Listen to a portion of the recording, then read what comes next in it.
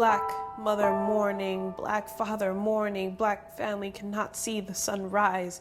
Black family still cook one extra meal for an empty seat. Black family can't fill whole. Black body bang, black body bang, black body help, black body reload, black body bang, black body silence.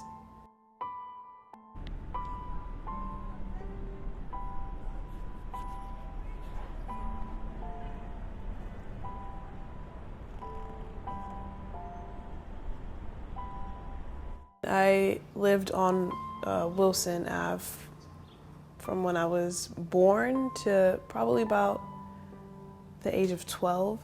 My entire family lived in the area. So if I go across the street is my grandfather's job. Like across the street from him is my elementary school.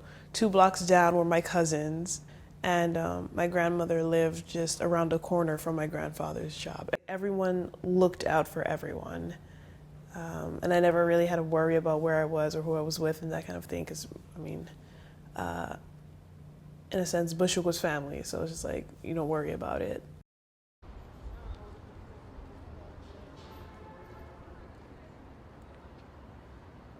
Well, I mean, we grew up here. This was where we were born and raised, you know, for the most part, lived in this community. We grew up, you know, we knew all the merchants, we knew everybody in every building on this block.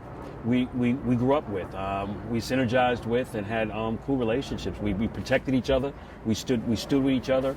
It was an awesome experience growing up here. And stayed pretty much in Brooklyn. You know, Brooklyn has been, you know, my livelihood, my blood, you know, for the most part. And, you know, I miss this neighborhood. I really miss it. Quite frankly, a lot of folks can't afford to live in my community anymore. Not even I. And those that have the financial wherewithal are able to purchase and buy. An apartment around here is almost like $1.2 million in the building that I used to live in, that squatters, you know, that we squatted in. And it's sad, but this is the life we live in.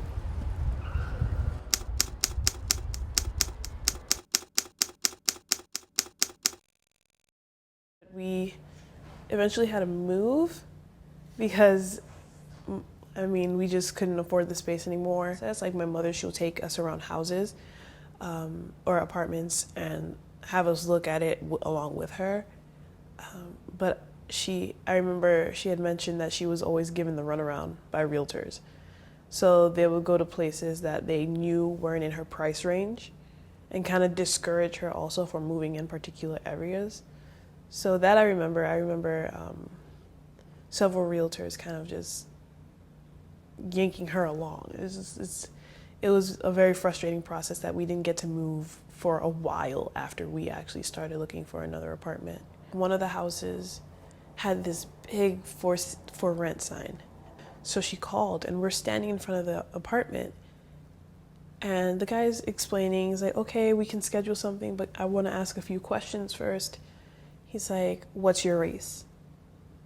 She's like, I'm Latina, I'm Puerto Rican. It's like, okay, and your partner? It's like, oh, he's black, my children are black and Puerto Rican. All of a sudden, it's not for rent anymore. We are in front of 280 St. John's Place, where I actually moved to when we were gentrified out of 177 Park Place. My mom moved us here, up on the top floor. We had that apartment up there for about maybe 7 or 8 years. Got the phone call saying that we had to move. And I said, move to where? And next thing I know, we moved across the street in an abandoned building and lived there as squatters for 8.5 months.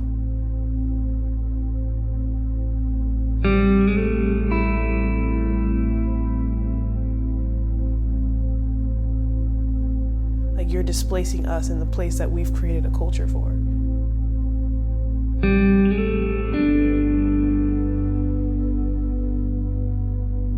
Infiltrating that and pushing everyone out again. So it's like, where do we belong?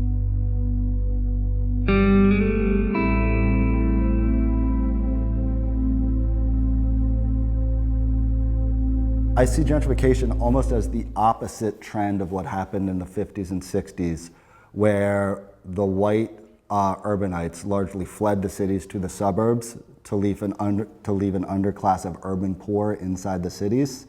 And now that is reversing with white people moving back to the cities as it becomes a cooler, hipper, safer place to live, pushing out now the people of color who had now 3-4 decades to establish the communities in these urban cores. There was a debate with Avenue of Puerto Rico, which is in Bushwick as well, and there were some people who wanted to take out that name because they didn't want to scare away potential like neighbors, which meant non-people of color.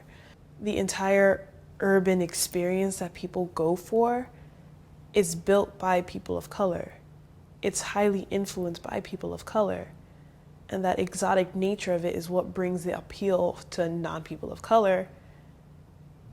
And once they enter that space, they're not realizing that they're pushing those same people out. Well, it's more villagey, if you want to call it that. You know, I mean, it's more professional people, more business. You know, I mean, middle class people that moved in. I mean, we were middle class then, but more professional people from a higher, bracket of salaries. You know, it's gotten a lot more diverse. Although now it's skewed, less African American and more Caucasian at this time. So, there's some differences. And the upkeep of the houses are pretty good. I think they did a lot of good jobs on the brownstone, so it looks pretty cool.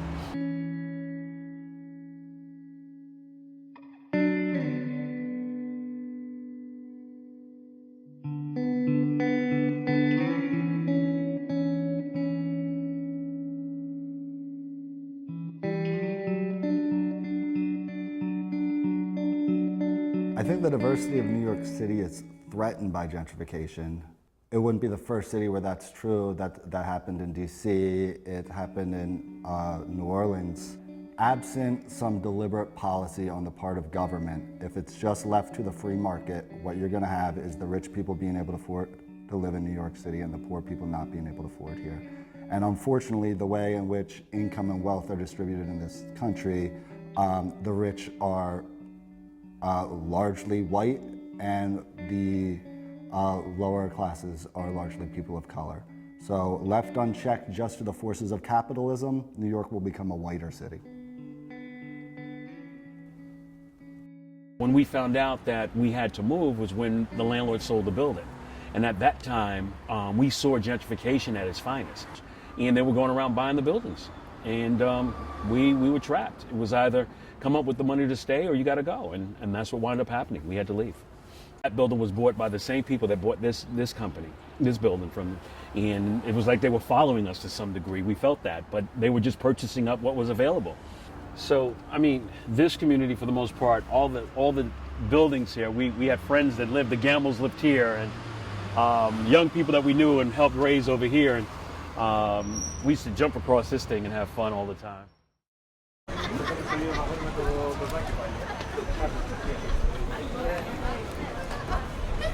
This I noticed happening in spurts.